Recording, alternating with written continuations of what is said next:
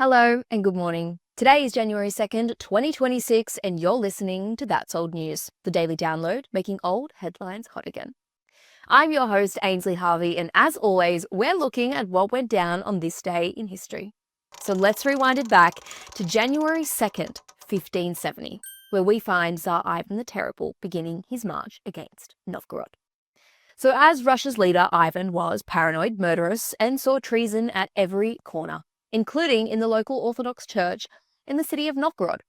So on this day, in 1570, he decided to send his personal kill squad, the Oprichniki, to massacre the city's citizens, resulting in the deaths of between 2,000 to 15,000 peoples.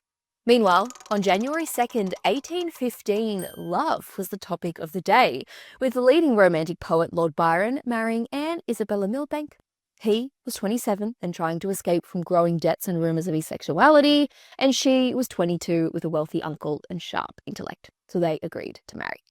It was short-lived, however, with the couple splitting less than a year after the birth of their daughter Ada, who would grow up to be renowned English mathematician and writer Ada Lovelace, who, FYI, major hottie.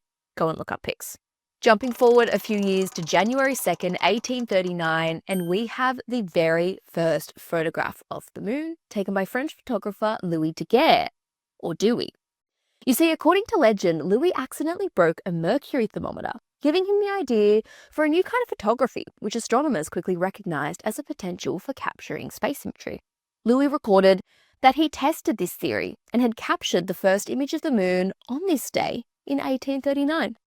However, his lab mysteriously burnt down the next month, and with it, the image, leaving many questioning whether Louis ever got the shot.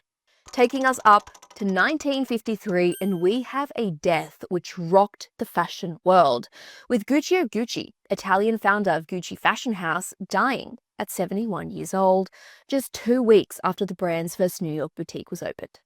The Gucci family have received so much publicity over the last few years with the House of Gucci movie starring Lady Gaga, but FYI guys, Guccio was not the Gucci who was murdered. That was his grandson, Maurizio. And lastly, guys, I want to chat about January 2nd, 2022, a time which all of us experienced and will no doubt remember, as it was the date in which US epidemiologist Dr. Anthony Fauci reported on the high surge in Omicron COVID-19 cases, which were up 202% year on year, with hospitalizations rising by 30% in the US on this day. And that's old news from this day in history. I'm Ainsley Harvey, and we'll see you right back here tomorrow.